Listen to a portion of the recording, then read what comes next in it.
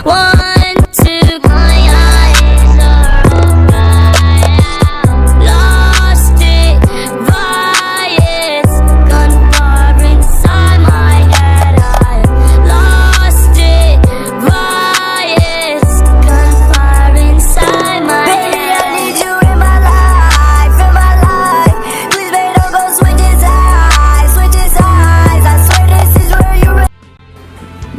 तो hello guys, स्वागत है आपका हमारी न्यू वीडियो में। आज की वीडियो में हम हैकर स्टोर में से सबसे रेयर बंडल निकालेंगे। मैंने पहले स्पिन मार लिया था तो डायरेक्ट हम बंडल निकालेंगे।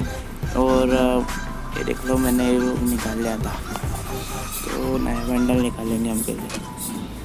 हैकर स्टोर में जाना पड़ेगा उसके लिए। हैकर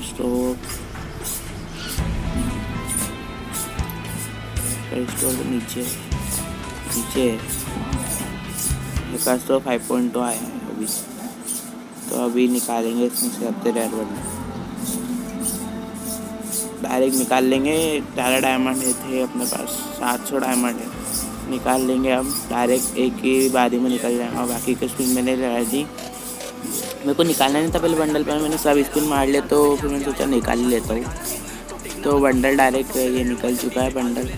बंडल निकल चुका। बंडल काफ़ी सही है, बहुत हद तक जहरीला बंडल लगता है मुझे। ये इसे निकाला है मैंने। चलो देख लेते हैं कैसा पिनाना है अपने हिसाब से।